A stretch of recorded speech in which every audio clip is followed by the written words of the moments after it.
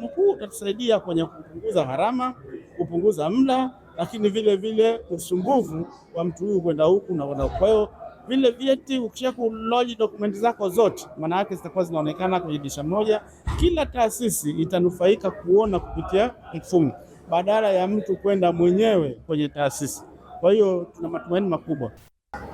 Kuhusu swala la udanganyifu ni kwamba litapunguza kwa kiasi kikubwa, kwa maana ya kwamba kwa sababu zamani kama mfumo tunatumia manual, manake unapoleta document mtu ana uwezo wa kuichomoa na kuichana au akaibadilisha, lakini unapoleta mizigo yako manake ile document unaingiza kwenye mfumo, ambapo mfumo hata ukifuta manake akija mkaguzi ataiona kwamba document hii imefutwa. Kwa hiyo inatakiwa iwe na vielelezo vya kwa nini wewe umefuta.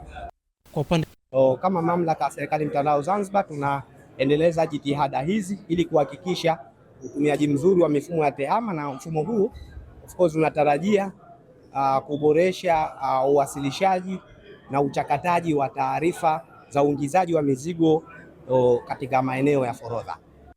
Na tozo zote zinazohusika ikiwa ni TRA zote tunapata pamoja kwa muda mfupi ili itarahisishe uweza kufanya kazi katika ulimwengu wa kisasa unaokuwa nao, tofauti na vile mwanzo tulikuwa tunakwenda. Kwa hiyo matarajio yetu ni mazuri, na hili jambo kwa kawaida sisi kwetu ndio tunaliendea sasa hivi, lakini wapo watu ambao wapiga hatua, na nimetoa mfano pale katika nchi kama Singapore, within 15 minutes tuma zile kazi basi unapata control number yako ya kulipia na unatoa mzigo haraka sana kadri inavyowezekana, na hii basi inaepusha zile congestion, inaepusha ile malalamiko watu kuingia storage ambazo si za lazima.